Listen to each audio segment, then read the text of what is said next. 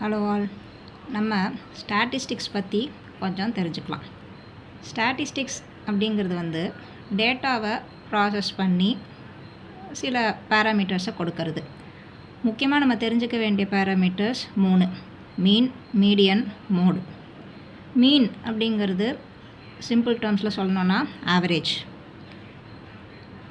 Median அப்படிங்கிறது middle value. Mode அப்படின்னா which is repeated, data which is repeated maximum number of times. இப்போ சாதாரணமாக நம்ம இப்போ ஃபேவரேட் கார் ஒரு 10 பேர்கிட்ட கேட்குறோம் அப்படின்னா மாருதி, ஃபியட், இன்னோவா இந்த மாதிரிலாம் சொல்லிகிட்டே வராங்க. மாருதியை 3 பேருக்கு பிடிச்சிருக்கும், ஃபியட்டை 4 பேருக்கு பிடிச்சிருக்கும், இன்னோவா 2 பேருக்கு பிடிச்சிருக்கும், ஒருத்தர் காரே பிடிக்காதுன்னு சொல்லியிருப்பாள். ஸோ மேக்ஸிமமாக எது சொல்கிறாலோ அதுதான் மோடு. அது ரொம்ப ஃபேமஸாக இருக்கிறது அப்படிங்கிற மாதிரி நம்ம சாதாரணமாக புரிஞ்சுக்கலாம். இப்போ ஒரு சின்ன எக்ஸாம்பிள் பார்ப்போம். ரா டேட்டா அப்படிங்கிறோம். ரா டேட்டா அப்படின்னா ஒரு 10 பேர்கிட்ட நீங்கள் ஒரு கேட்குறீங்க உங்களுக்கு எது பிடிக்கும் அப்படின்ட்டு. ஸோ அவள் கொடுக்குற எந்த ஆர்டரில் கொடுக்குறாளோ அப்படியே அதை நம்ம நோட் பண்ணிட்டு வர்றது தான் ரா டேட்டா. ஃபார் எக்ஸாம்பிள் இப்போ பார்த்திங்கன்னா உங்களோட ஃபேவரட் ஸ்நாக்ஸ் எது அப்படின்ட்டு ஒரு 20 பேர்கிட்ட கேட்டிருக்கோம். இதில் ஐ ஐஸ்கிரீம், சி சாக்லேட் வச்சுருக்கேன், எஸ் ஸ்மூத்திஸ், பி ஃபார் பஃப்ஸ்னு வச்சுருக்கேன் ஈஸியாக குறிக்கிறதுக்காக.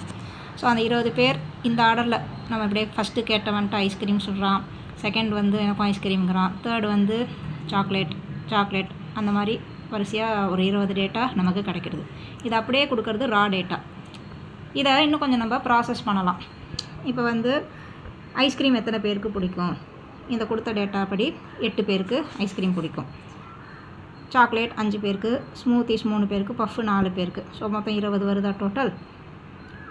அப்போ மோஸ்ட் ரிப்பீட்டட் எது, இந்த ஐஸ்கிரீம்ங்கிறது தான். ஸோ இந்த ரா டேட்டாவோட மோடு அப்படின்னு சொன்னால் ஐஸ்கிரீம் அப்படின்னு நம்ம சொல்லலாம். இப்போ we will see another example. Numbers இருக்கிற மாதிரி, because statistics it deals with numbers. ஒரு 10 ஸ்டூடெண்ட்ஸ் இருக்காங்க ஒரு கிளாஸில். ஒரு டெஸ்ட் வைக்கிறோம் 10 மார்க்குக்கு. அவுட் ஆஃப் 10 அவள் எல்லோரும் எவ்வளோ மார்க் வாங்கியிருக்கா அப்படின்ட்டு நம்ம இதில் நீங்கள் பார்க்குறீங்க. So first student 7 mark, 8 mark, 5, 3, 2 marks, 5, 6, 9, 10 அந்த மாதிரி வாங்கியிருக்கா. இதை இப்போ நம்ம இதில் மீன், மீடியன், மோடு கண்டுபிடிக்கணும். ஃபஸ்ட்டு நம்ம என்ன பண்ணுறோன்னா we will arrange in ascending orders, from least to highestங்கிற மாதிரி. ஸோ 2, 3, 5, 5, 6, 6, 7, 8, 9, 10. ஓகேவா? ஸோ இதில் இப்போ மீன் கண்டுபிடிக்கணும். மீன் அப்படிங்கிறது sum of the values divided by number of values. So number of values எவ்வளோ வேல்யூஸ் நம்ம எடுத்திருக்கோம், 10 வேல்யூஸ். ஸோ அது டினாமினேட்டரில் போட்டுறோம். சம்ங்கிறது we are summing up the each marks. அந்த மார்க்ஸ் எல்லாத்தையும் சம் பண்ணால் we'll get 61 divided by 10. 6.1 is the mean.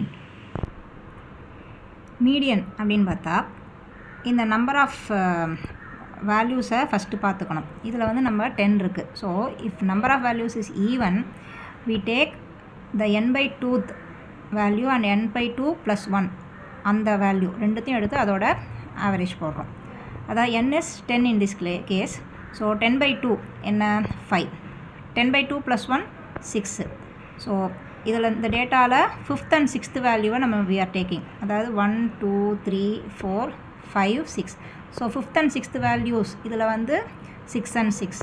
So 6 + 6 by 2, that is 12/2. 6 is the median. Mode இது பார்த்தாலே தெரியும் எது நம்பர் ஆஃப் டைம்ஸ் ஜாஸ்தி ரிப்பீட் ஆகிருக்கு. 2, 3, 7, 8, 9, 10லாம் ஒவ்வொரு தடவை தான் வந்திருக்கு. பட் 5 and 6 ரெண்டு தடவை வந்திருக்கு. ஸோ இப்போ இது 2 வேல்யூ 2 தடவை வந்தாலும் அந்தந்த வேல்யூவை மோடாக எடுத்துக்கணும். இப்போ 5 has come 2 times, 6 has come 2 timesனா mode of this data is 5 as well as 6, both 5 and 6. ஓகேவா? இப்போ சப்போஸ் 5 3 தடவை வந்திருக்கு, 6 ஒரு தடவை தான் வந்திருக்கு அப்படின்னா மோடு நீங்கள் கண்ண முடியும்னு சொல்லலாம் 5 அப்படின்ட்டு. பட் இந்த கேஸில் 2 வேல்யூ 2 தடவை ரிப்பீட் ஆயிருக்குன்னா அந்த ரெண்டுமே நம்ம டேக்கிங் இட் ஆஸ் மோட். ஓகேவா? Therefore, mode is 5 and 6. So we will see another kind of problem in the coming videos. Thank you.